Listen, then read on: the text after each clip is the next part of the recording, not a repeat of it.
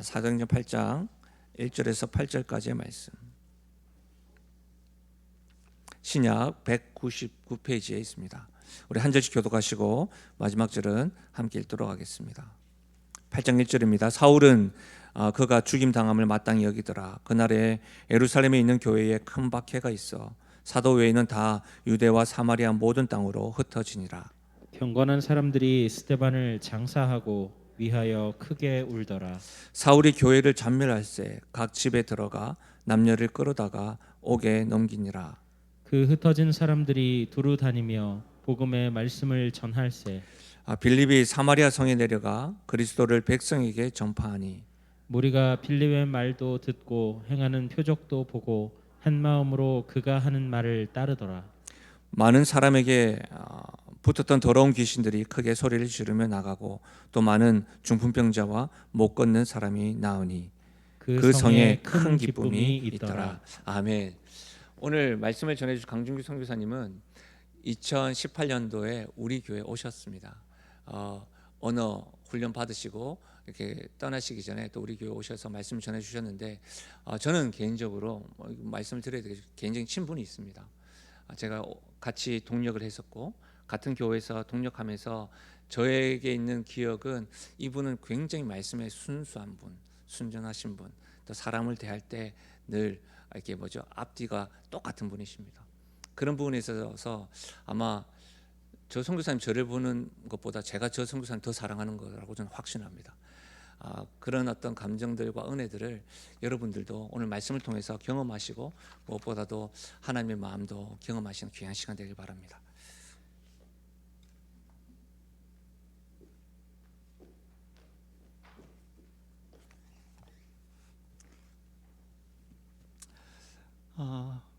반갑습니다. 이렇게 귀한 시간 말씀을 통해서 여러분과 교제할 수 있도록 허락해 주신 우리 김 목사님, 또 우리 장로님, 또 여러분들께 먼저 감사의 인사를 드립니다. 2016년 이제 파송 받고요. 이제 첫 안식년을 맞이하는 대만 선교사입니다. 아이들이 처음 파송 받을 때 이제 초등학생이었거든요. 근데 어제 우리 큰 아이가 부산 고신대 면접이 있어서 어제 부산 내려갔다가 이제 오늘 올라왔습니다. 항상 어렸던 그 아이들이 성장한 것을 보면서 시간이 많이 흘렀구나라는 그런 생각이 들었습니다. 특별히 우리 이제 안식년을 맞이해 한국에 딱 왔을 때 인천 공항에서 이제 공항에서 딱 내릴 때 우리 둘째 아이가 이렇게 이야기하더라고요. 아빠 꿈만 같아. 여러 번 한국에 오고 싶었는데 특별히 이제 코로나 때문에 올 수가 없었거든요. 아이들이 이렇게 이야기했어요. 아빠 나 좀 검정고시 좀 볼 수 있게 해줘. 내 친구들은 다 고등학생인데 난 아직까지 초등학교 졸업장밖에 없어. 이렇게 이야기를 하더라고요. 그래가지고 오고 싶었지만 올 수 없는 그런 형편. 그런데 이렇게 또 한국에 와서 또 아이들이 검정고시를 보고 또 수시를 지원하고 또 이렇게 예배 시간에 여러분들을 교제할 수 있는 그런 시간을 허락해 주신 하나님께 먼저 감사드립니다. 선교사들이 보통 이게 보안 지역에 선교지로 나아갈 때 보안 이름을 만듭니다. 보안 이름. 제 동기 가운데 한 동기는 중동으로 파송 받았거든요. 중동에 있는 한 나라로 파송을 받았는데 보안 이름이 뭐냐 하면 하동입니다. 하동. 그래서 제가 물어봤어요. 왜 보안 이름을 하동으로 졌습니까? 라고 물어봤더니 선임 선교사님 보안 이름이 중동이라는 거예요. 중동. 그러니까 상동을 할 수 없고 하동을 했다라고 이야기를 하더라고요. 그러면서 하는 말이 그런데 제 고향이 바로 하동이에요. 그래서 하동으로 졌습니다라고 이야기를 하더라고요. 그래서 저는 고민하면서 아내랑 여보 우리는 어떤 보안 이름을 할까요? 하다가 제가 이제 중화권으로 가기 때문에 좀 의미를 부여하면 좋겠다. 그래서 저는 제 보안 이름은 필립이고요. 강필립. 제 아내는 보라입니다. 보라. 그러니까 제 보안 이름이 강필립이다 보니까 어떤 분은 저에게 그러더라고요. 강빌립 선교사님 이렇게 이야기를 하시더라고요. 그러니까 빌립을 영어식 표현으로 필립으로 했나 보다 아마 이렇게 생각하신 것 같아요. 이 필립은요 영어식 표현이 아니고 한자의 음을 따왔습니다. 어떻게 땄냐 하면요 저 같은 경우는 반드시 필 설립. 그러니까 우리 선교지에 나가면 어려움들이 있잖아요. 그때 저희 고백입니다. 하나님, 어떤 어려움이 있어도요, 다시금 일어나겠습니다. 맡겨주신 사명 감당하겠습니다. 그래서 필립이라고 적었고요. 또 사명을 열심히 감당했는데 선교지에서 열매가 없으면 안 되잖아요. 하나님, 저 열매 맺고 싶어요. 그래서 아내에게는 보배보 열매라, 그래서 보라라고 적습니다. 하나님께서 선교지로 보내주셨는데요, 그곳에서 믿음의 뿌리를 내리고 그곳에 선교의 사역들을 잘 감당하면서 하나님이 원하시는 아름다운 열매를 맺을 수 있도록 기도해 주시면 너무나 감사하겠습니다. 그런데 생각해 보니까요, 이 필립, 보라, 저희만이 아니잖아요. 하나님께서 우리를 모두 불러주셨지 않습니까? 사실 미션이라는 단어는 보통 선교라는 또는 보낸다라는 의미로 한정되잖아요. 그런 의미가 있는데 하나님께서 우리를 보내셨어요. 선교사뿐만 아니라 여러분을 부르시고 여러분을 보내셨습니다. 가정으로 보내셨고 직장으로 보내셨고 삶의 현장으로 보내셨습니다. 그렇다면 그곳에서 우리 모두가 바로 필립, 바로 서야 되는 것이죠. 그리고 그곳에서 아름다운 열매, 보배로운 열매, 생명의 열매를 맺을 수 있는 우리 모두가 될 수 있기를 간절히 소원합니다. 먼저 오늘 본문을 간단히 살펴보기 원하는데요, 오늘 본문은 초대교회가 경험했던 어려움을 기록하고 있습니다. 제일 먼저 기록하고 있는 것이 스데반 집사님이 순교를 당했다라고 말씀하고 있고요, 그리고 초대교회에 큰 박해가 임했다라고 말씀하고 있습니다. 그 결과 예루살렘을 중심으로 신앙생활하던 성도들이 이곳 저곳으로 흩어지게 됩니다. 본문을 보다 보니까 특별히 사울은 스데반의 죽임을 당연한 것으로 여기고 성도들을 잡아 옥에 가두기 위해 힘썼다라고 이야기를 하고 있습니다. 사도행전 8장 말씀을 볼 때 여기서 중요한 것은 왜가 아닙니다. 우리가 고난을 당합니다. 어려움이 있습니다. 그때 중요한 것은 왜가 아니에요. 하나님, 왜 스데반 집사님이 순교를 당했습니까?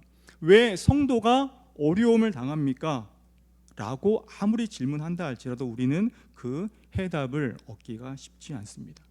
중요한 것은 그 어려움 가운데 있지만 그 어려움 속에서 계속해서 주님을 바라보는 모습이 우리에게 있어야 되는 것이죠. 두려움 깨트리기라는 책을 보면 이런 말이 있습니다.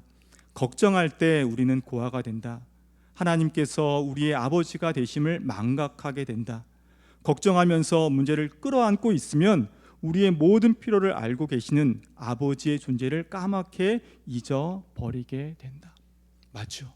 우리가 고난에 문제에 집착하게 되면 전능하신 하나님, 우리의 필요를 하시는 그 아버지 하나님이 우리와 함께 하심을 망각하게 되는 그런 모습이 있잖아요.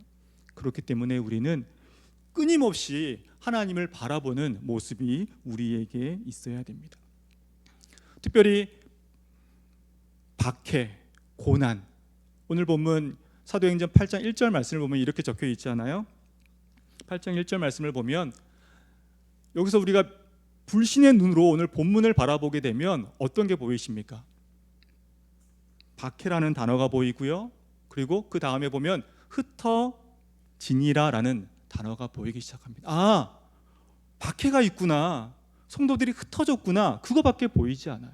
그런데요, 말씀을 볼 때 불신의 눈이 아니라 믿음의 눈으로 오늘 본문을 보기 시작하면 그 박해라는 단어와 흩어짐이라는 단어가 아니라 다른 단어가 보이기 시작합니다. 그 단어가 어떤 단어냐 하면요, 바로 유대, 사마리아 모든 땅입니다. 유대, 사마리아 모든 땅. 이 말씀이 어디에 기록되어 있어요? 사도행전 1장을 딱 열면 주님께서 사도행전 1장 8절 말씀 가운데 제자들을 향해 선포하신 말씀이지 않습니까? 사도행전 1장 8절 말씀 이렇게 말씀하잖아요. 너희가 권능을 받고 예루살렘과 온 유대와 사마리아와 땅끝까지 이르러 내 증인이 되리라 라고 주님께서 말씀하고 있습니다. 유대와 사마리아와 땅끝, 주님이 하신 말씀 이루어지지 않을 것 같은데 그 말씀이 지금 큰 박해로 말미암아 이루어지고 있는 거예요. 고난, 박해는 고난으로 끝나는 것처럼 보이지만 고난 너머에 하나님의 말씀의 성취가 어떻게 성취되고 있는지를 우리에게 말씀하고 있는 것입니다. 어려움을 당하실 때가 있지 않아요? 그때 불신의 눈이 아니라 믿음의 눈으로 그 문제를 바라볼 수 있는 우리 모두가 될 수 있기를 간절히 소원합니다. 사실 선교 현장에 나간 지 얼마 되지 않은 초보 선교사입니다. 2016년 이제 선교지로 파송을 받고요. 선교지를 파송을 받으면 보통 2년 동안 문화 적응 그리고 이제 언어 훈련을 받습니다. 그리고 돌아와서 다시금 정리를 하고 다시금 선교지로 한두 달 정도 정리를 하고 선교지로 나가거든요. 제가 이제 딱 2년 마치고 한국에 들어왔을 때 여기서 제가 이제 중국에 들어갑니다. 저를 위해 기도해 주세요라고 여러분께 기도 부탁을 드렸던 기억이 납니다.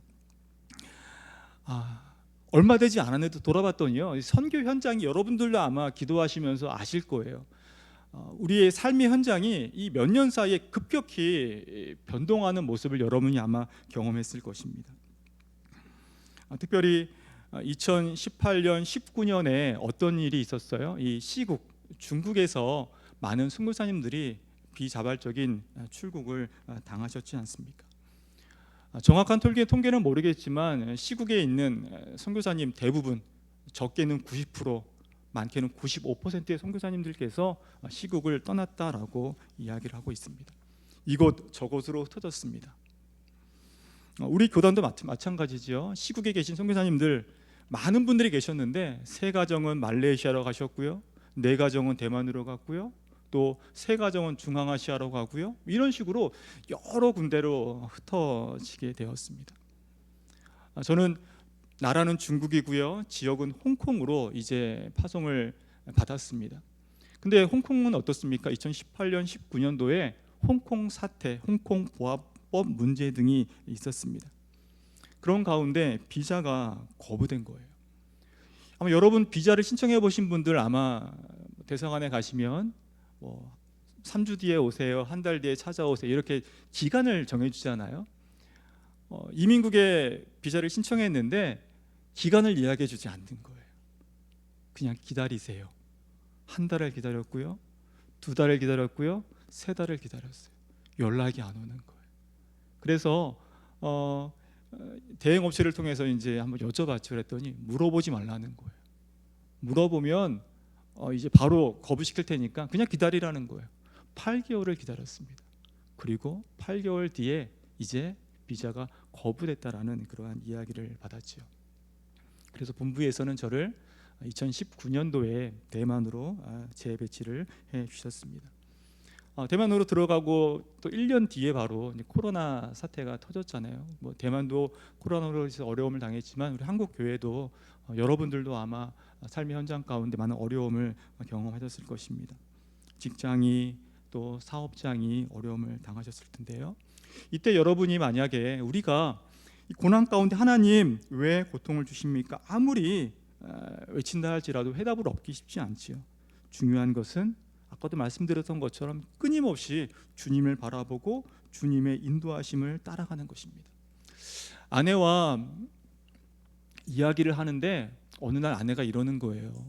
여보, 혹시 우리가 대만에서 사역할 것이라고 한번 생각해 봤어요? 라고 저한테 물어보더라고요. 그런 적이 한 번도 없는 거예요. 그러니까 중화권에서는 사역을 하겠다라고 생각을 했어요. 홍콩도 생각을 했어요. 그런데 대만은 생각을 해본 적이 한 번도 없었거든요. 그러면서 기도하면서 느꼈던 것은 무엇이냐 하면 내가 간 것이 아니라 하나님께서 우리를 보내셨다라는 그러한 고백을 하게 되었습니다. 제가 선교사가 되고 싶다라고 그런 마음을 먹고 훈련을 받았을 때 제일 처음 받은 훈련이 어떤 훈련이었냐 하면 성경 번역 선교사의 훈련을 받았습니다. 훈련을 받다 보면 영상을 많이 보고 그에 관련된 자료들을 많이 보는데요. 많은 자료가 어떤 자료냐 하면 선교사님이 이제 오지로 들어가시는 거예요. 언어가 없는 곳에 가서 그들에게 글자를 가르쳐주고 성경을 번역을 해서 그들에게 성경을 봉헌하고 나오는, 그 기간이 짧으면 10년, 20년, 그 기간 동안 온 주민들과 함께 사역하라 하는, 같이 살아가는 그 모습의 이야기를 보고 영상을 보는데 너무너무 감동이 되는 거예요. 제가 선교사를 준비할 때 한 전도사님이 저에게 물어보시더라고요. 목사님은 어떤 지역으로, 어느 곳에서 사역을 하고 싶습니까? 라고 이야기할 때 제가 이렇게 이야기했어요. 아무도 안 가는 곳, 그곳에 가겠습니다. 가장 힘든 곳, 그곳에 가서 제가 선교 사역하겠습니다 라고 자랑했던 기억이 나요. 뭐예요? 저의 의였던 것 같아요. 제가 제일 좋아하는 말씀이 어떤 말씀이냐 하면 나는 아무런 권리가 없습니다라는 그러한 말씀입니다. 예전에 제가 읽었던 기독교 서적의 한 제목이 나는 아무런 권리가 없습니다라는 거예요. 우리가 주님 앞에 무익한 종이잖아요, 사실요. 우리는 아무런 권리가 없거든요. 그러니까 한 선교사님이 선교지에서 그가 내려놔야 됐던 많은 권리들, 시간 내 건 줄 알았는데 그 시간도 내 것이 아니구나. 가족 내 건 줄 알았더니 그것도 내 것이 아니구나. 음식 마음껏 먹을 수 있는 자유도 내 건 줄 알았는데 선교지에 갔더니 그것도 아니구나. 아, 내가 내려놔야 될 많은 권리들, 그래서 나는 아무런 권리가 없습니다. 저의 고백 가운데 주님, 저는 아무런 권리가 없어요. 주님이 원하시는 곳에 가겠습니다라고 고백을 그렇게 많이 했는데 돌아봤더니 내가 하고 싶은 것을 하려고 하는 마음이 있었고요. 내가 가고 싶은 곳에 가려고 몸부림쳤던 모습이 있는 것을 발견했습니다. 우리는 어떤가요?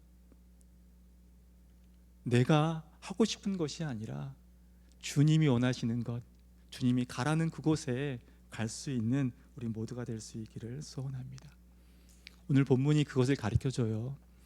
빌립 집사님이 사실 복음 전도자로 부름받지는 않았잖아요. 말씀을 보다 보면 교회에 사도들이 기도하는 일, 말씀 전하는 일에 집중해야 되는데 너무 바쁜 거예요. 그래서 집사님들을 세우고 그 중에 한 분이 빌립 집사님이 있지 않습니까? 그런데 예루살렘에 큰 박해가 임하지요. 많은 성도들이 흩어졌습니다. 왜 흩어졌어요? 큰 박해가 있기 때문이에요. 예루살렘에 머물러 있으면 목숨이 위태하기 때문에 그곳을 떠날 수밖에 없었을 것입니다. 이때 빌립 집사님 어디로 가세요? 사마리아로 갑니다. 왜 사마리아 가는지는 모르겠어요. 근데 사마리아로 갔을 때 그가 어떤 모습으로 갔을까요? 아, 나 이제 사마리아 갈 거야? 갈 것을 준비하고 떠났을까요? 그렇지 않았을 거라고 저는 생각을 합니다. 말씀을 묵상하는데 큰 박해가 임하면 어떻습니까? 급히 떠나는 거예요. 갖고 있는 것도 별로 없을 겁니다. 아마 어쩌면 급히 떠나느라고 그의 몰골이 형편 없을 수도 있었을 것입니다. 사마리아로 피난하는 가운데 그의 마음 가운데 아픔도 있을 것이고요, 슬픔도 그에게 있었을 것입니다. 사마리아, 유대인들에게 사마리아가 어떤 것이 우리 너무나 잘 알고 있잖아요. 그들이 사마리아를 통과하지 않습니다. 북쪽에서 남쪽으로 내려갈 때도 사마리아를 통과하면 금방 갈 수 있는데도 불구하고 돌아가잖아요. 요단강을 건너서 먼 길을 돌아가는 그 사마리아 사람들이 어떤 사람이에요? 예수님께서 그들에게 복음을 증거할 때 그들을, 예수님을 거부했던 그 사람들. 그런데 빌립 집사님이 사마리아 성에 딱 들어갔을 때 그가 본 겁니다. 내가 지금 아픔 가운데 있고 슬픔 가운데 있지만 나보다 더 큰 아픔과 슬픔과 절망 가운데 있는 사람들을 본 거예요. 주님을 알지 못한 채 절망 가운데 살아가는 사람들을 집사님이 본 겁니다. 그리고 그 안에 있는 예수 그리스도, 소망의 복음을 그들에게 전한 것이죠. 그 결과 그 성에 큰 기쁨이 임했다라고 말씀을 하고 있는 것이죠. 여기서 중요한 것은요, 빌립 집사님이 처음 복음을 전한 것이 아니에요. 어쩌면 예수님께서 처음 사마리아 사람들에게 복음의 씨앗을 심은 것입니다. 그리고 나중에 빌립 집사님이 그 전도의 열매를 거둔 것이죠. 우리가 전도 현장에서 전도를 하고 거부를 당할 때가 있습니다. 아무리 열심히 하지만 그가 복음을 받아들이지 않을 때가 있어요. 그럼 우리에게 중요한 것은 낙심하지 않는 것입니다. 하나님의 때가 있기 때문에 그 때를 바라보고 우리는 우리가 해야 될 일들을 하는 것이죠. 아픔을 바라보고 슬픔을 바라보는 것이 아니라 내 안에 있는 소망, 내 안에 있는 기쁨, 평강, 그것을 전하는 모습이 우리에게 있어야 됩니다. 오늘 본문 사도행전 8장 4절을 보면 이렇게 말씀하고 있잖아요. 흩어진 사람들이 흩어졌습니다. 도망간 거예요. 근데 그들이 뭐 했다고 말씀하고 있어요? 흩어졌는데 두루 다니며 무엇을 의미냐 하면 지금 한 곳에 머물 수가 없다라는 거예요. 한 곳에 머물러 있으면 잡혀서 죽을 수밖에 없는 그 긴급한 상황 가운데 두루 다니며 뭐를 합니까? 복음의 말씀을 전했다라고 말씀하고 있지 않습니까? 어떻게 그럴 수 있을까요?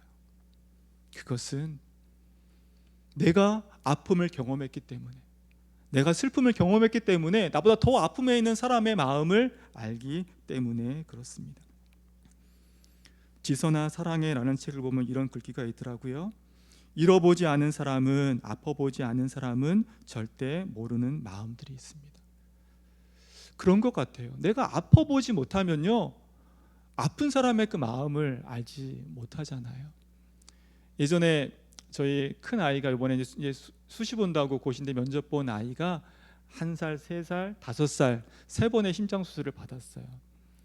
네, 그때 저는 이제 사역을 하고 있었기 때문에 아내 혼자 고생을 참 많이 했었는데, 아이 돌보는다고요. 그러니까 아이와 함께 한 달 동안 병원에 있기도 하고 2주 동안 병원에 있기도 하고, 그러다 보니까 이제 같이 심장병원 그 병실에 있는 엄마들과 이렇게 이야기를 많이 하잖아요. 그러니까 아는 거예요, 이게 얼마나 힘든지. 중국에 들어가서 한 전도사님을 만났는데 그 아이가 우리 아이와 비슷한 심장병이 있는 겁니다. 심장병 수술병이 좀 많이 들거든요. 그러니까 수술을 하지 못하고 있는 상황 가운데 있다라는 걸 들었어요. 그래서 우리가 여러 번 도와드렸는데 그 도와드릴 수 있는 금액이 얼마나 많겠습니까? 좀 많이 도와드리고 싶은데 그럴 수가 없어서 많이 가슴이 아팠어요. 2018년 이제 2년의 문화 적응 그리고 언어 훈련을 마치고 한국에 나왔을 때 이제 후원 교회들을 방문하면서 목사님께 인사드리는데, 이제 처음 뵙는 우리 목사님께 이제 인사를 드리는데, 목사님께서 이제 교회의 행사를 이야기해 주시는 거예요. 이제 이번에 이런 행사들을 준비하고 있는데 성도들이 함께 헌금해서 구제 사역 이런 것들을 도우려고 하고 있다, 이런 이야기를 하는데, 갑자기 제 아내가 그분 이야기를 하는 거예요. 지금 이렇게 어려운 분이 있는데 좀 도와주시면 안 돼요. 그래서 제가 아니 여보 왜 그래, 지금 우리 목사님 처음 뵀는데 갑자기 이렇게 말하면 어떡해. 그랬더니 아내가 막 이야기를 하는 거예요. 정말 어려운 형편 가운데 있어요. 목사님 도와주셨으면 좋겠습니다 라고 이야기를 하더라고요. 그러니까 목사님께서 이건 제가 결정하는 것이 아니라 구제부에서 결정하는 겁니다. 한번 교회로 이 상황들을 적어서 편지로 보내주시면 한번 살펴보겠습니다 라고 이야기해 주셨는데, 감사하게도 교회에서 여러 명 어려운 분들을 뽑아주셨는데 그 중에 이제 한 명으로 뽑혀서 많은 금액을 이제 도와드렸던 기억이 납니다. 아파본 사람만이 아픔을 위로할 수가 있는 것이죠. 그렇다면 우리가 당하는 그 아픔, 어쩌면 슬픔일 수도 있죠. 그것을 너무 왜 나에게 이런 것이 있을까라고 생각하지 않았으면 좋겠습니다. 하나님의 열심을 쓰신 우리 박영선 목사님이 이렇게 이야기하시더라고요. 여러분 아픈 분 계십니까? 혹시 사업이 실패하신 분 있으세요? 그렇다면 기뻐하세요.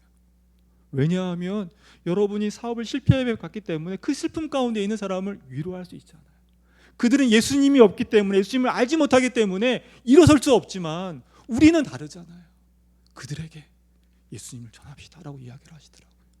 그렇습니다. 주님께서 빌립 집사님을 부르시고 그를 통해서 큰 역사를 행하셨다면 하나님께서 여러분을 불러주셨습니다. 하나님께서 여러분을 통해서 큰 역사를 행하실 줄로 믿습니다. 주님, 전 연약해요. 주님이 모르실까요? 전 때때로 이런 생각을 해요. 주님, 저 연약해요라는 이야기를 하나님께 기도할 때마다, 하나님 저 정말 부족해요라고 기도할 때마다 하나님께서 자주 토닥토닥 하신 말씀이, 나 알아. 내가 모를 줄 아니? 너 연약한 거 알아. 근데 내가 너 불렀어라고 주님 말씀하고 있지 않습니까? 베드로전서 2장 9절 말씀 어떻게 말씀하고 있어요? 이렇게 말씀하잖아요. 너희는 택하신 족속이다. 주님이 말씀하고 있잖아요. 너는 나의 소유가 된 백성이다 라고 주님이 말씀하고 있습니다. 주님이 택하셨어요. 주님 우리를 부르시고 택하셨다면 우리에게 중요한 것은 끝까지 주님을 바라보는 겁니다. 주님의 부르심이라는 것이 얼마나 신비롭고 감동적인지 모릅니다. 제가 PPT 드린 거 하나 올려주시면 좋겠는데요. 첫 번째 거 올려주시면 좋겠는데요. 제가 중국에 있을 때 한 전도사님을 만났습니다. 전도사님이 간증을 하시는데 첫 번째 거가 있지 않나요? 두 번째 걸로 넘겨주시면 그건가요? 네. 그 다음 거 어떻게 되나요? 네, 제가 1번 게 빠진 것 같은데 네 됐습니다. 꺼주셔도 될 것 같습니다. 예, 이거 될 것 같습니다. 제가 오늘 앉아서 찬양하면서 뒤에 현수막을 봤더니 God with us, 하나님이 우리와 함께 계시다. 임마누엘이죠, 임마누엘. 제가 중국에서 만난 전도사님이 간증을 하시는데 이 임마누엘이 이게 임마누엘의 음가를 따와서 이게 임마누엘이거든요. 그 전도사님이 청년 시절에 그렇게 술을 좋아하고 도박을 그렇게 좋아했대요. 도박을 좋아하니까 어느 날 술에 취해서 길을 걸어가는데 관심 있는 것만 보이잖아요. 이렇게 걸어가는데 이 네 글자가 아마 있었는데 이 말맞자만 본 거예요. 말맞자? 뭐 하는 데지? 도박하는 데인가? 하고 어디를 들어갔답니다. 들어갔는데 사람들이 노래를 부르고 뭐 이렇게 하는데 이제 앉아서 노래도 듣고 어떤 분이 앞에 나와서 이야기하는 것을 듣고요. 그 자리에서 주님을 만났습니다라고 이야기를 하시더라고요. 임마누엘, 하나님이 우리와 함께 계시다. 하나님이 그분을 불러주셨어요. 아무런 준비되어 있지 않은 그분을 불러주셨다면 저는 이 예배 현장에 나와 하나님을 경배하는 여러분, 하나님께 여러분을 어떻게 사용하시겠습니까? 여러분을 보실 때마다 긍휼의 눈으로, 사랑의 눈으로 여러분을 바라보실 줄로 믿습니다. 그 다음 넘겨주시면요, 제가 대만으로 이제 재배치를 받으면서 하나님 왜 저를 대만으로 보내십니까? 라고 이제 기도하는 가운데 예전에 이제 홍콩으로 파송받기 전에 후원 교회들에게 제가 보냈던 선교 편지가 있거든요. 선교 편지를 이렇게 한번 봤어요. 이렇게 적혀 있더라고요. 홍콩은 중국 선교에 있어서 중요한 관문 도시입니다. 세계 여러 중국 선교 단체들이 홍콩에 본부를 두고 있는데 이는 보안상의 문제나 비자 문제, 지도자를 훈련시키기에 중국의 어느 지역보다 훨씬 자유롭고 용이하기 때문입니다. 저는 기도하면서 하나님, 이 선교적인 관점에서 관문 도시가 중요하거든요. 어디로 복음이 들어가느냐가 되게 중요한데 하나님, 이 홍콩 땅 정말 중요한 것 같아요. 하나님, 이곳에서 사역할 수 있도록 도와주세요. 그래서 이 중화권, 화교권을 위해서 선교하는 자가 되게 해주세요라고 저를 위해 기도해 주세요라고 저도 기도하면서 후원교회들에게 요청을 드렸는데 돌아봤더니 이 홍콩, 제가 볼 때 이 홍콩처럼 비자 문제가 확실한 데가 없다라고 생각했는데 아니더라고요. 제가 비자가 거부됐잖아요. 모든 분들이 홍콩 비자는 거부될 일 없어 라고 했는데 제가 홍콩 비자가 거부됐거든요. 그리고 딱 대만에 들어갔더니 비자 자체가 다르더라고요. 사실 제가 홍콩에 들어갈 때는 취업 비자였습니다. 홍콩은 교회를 하나의 회사로 보거든요. 그러니까 회사에 교회에 취업하는 그런 형식의 비자를 냈는데 대만은 다르더라고요. 종교 비자입니다. 선교 비자라고도 이야기를 하는데 그래서 보면 제가 있는 교회 이름까지 적혀 있어요. 제가 신분이 목사 선교사라는 거 적혀 있는 것이죠. 얼마나 감사한지 모르면서 우리가 때때로 생각하는 것보다 더 좋은 곳으로 인도하시는 그 하나님이 저와 여러분의 하나님인 줄로 믿습니다. 그러니까 기도할 때 우리 낙심할 필요가 없는 것이 우리를 더 좋은 길로 인도하시기 때문에 그렇습니다. 그 다음 넘겨주시면요, 이제 여러분이 이제 대만 선교사니까 대만에 대해 잠깐만 말씀을 드리고 기도해 주셨으면 좋겠어요. 아마 대만 여행하신 분들 많을 겁니다. 대만 여행하면 어떤 분은 그래요. 대만 제주도만 하지 않아요. 그러시더라고요. 제주도 섬이니까 제주도만 하지 않아요. 조그만 것 같은데 라는데 제주도보다는 크고요. 한국의 한국의 한 3분의 1 혹시 반 정도 되는 그런 크기입니다. 얼마나 많은 우상들이 있는지 아마 가서 좀 자세히 보면 볼 수가 있는데 갔다 오신 분들 보면 잘 모르시겠다 그러시더라고요. 제가 중국도 가보고 홍콩도 가보고 대만도 가보지만 대만처럼 이렇게 우상이 많은 곳은 본 적이 없는 것 같아요. 제 집 근처에 있는 건데요. 식당마다 그들이 섬기는 우상들이 있고요. 그리고 사람들이 많이 다니는 하나는 저희 집 들어가는 입구에 있는 이제 사당이거든요. 사람들이 지나가는 마을 입구, 시장 입구, 지하철 입구 모두 다 사당들이 있습니다. 가만 지나가다 보면 사람들이 지나갈 때마다 한 번씩 거기서 빠이빠이 절을 하고 가는 것을 보게 되는 것이죠. 그 다음요. 그 다음 넘겨주시면 그 다음은 사람들이 이제 아파트에 있는 사람들이 1년에 한 번 또는 2번 전체 나와서 자기가 섬기는 신들에게 절하는 그러한 장면이고요. 그 다음 넘겨주시면 대만에는 신이 많습니다. 건강을 지켜주는 건강신도 있고요. 부자를 만드는 부자신도 있고요. 그다음에 아이를 낳게 하는 신도 있고 여러 가지 신들이 있는데 그 지역마다 신들이 어느 일정 시간이 되면 그 신들이 행진하는 축제처럼 행진을 하는 그런 시간들이 있습니다.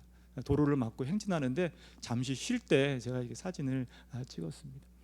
80%, 90%에 넘는 사람들이 우상 숭배에 빠져 있는 그러한 지역인데요. 그것을 위해 기도해 주셨으면 좋겠습니다. 하나님을 알지 못한 채 슬픔 가운데 살아있는, 그러나 우리가 살아있는 주 예수 그리스도 복음의 말씀을 전하며 나아갈 때 선교지에 또한 이곳에 하나님의 놀라운 영광이 가득할 줄로 믿습니다. 하나님 여러분을 불러주셨습니다. 빌립사님을 불러주신 것처럼 여러분을 부르셨다면 여러분을 통해서 여러분의 가정이, 직장이, 삶의 현장이 주님께 쓰임받는, 주님께 돌아오는 역사가 이루어지길 간절히 소원합니다. 함께 기도하겠습니다. 하나님 감사합니다. 너무나 부족한데 우리를 불러주시고 하나님의 자녀 삼아주신 거 너무나 감사합니다. 하나님 맡겨주신 사명 잘 감당하겠습니다. 나를 통해서 내 가정이, 내가 있는 삶의 현장이 변화받을 수 있도록, 주님께 돌아올 수 있도록 하나님 은혜 베풀어 주시옵소서. 특별히 영신교회를 통해서 행하시는 주님의 크신 일들을 찬양하며 나아갑니다. 주님의 몸된 교회를 통해서 이 지역에 죽어있는 많은 영혼들이 주님께 돌아올 수 있도록 은혜를 더하여 주시옵소서. 예수 그리스도의 이름으로 기도드리옵나이다. 아멘.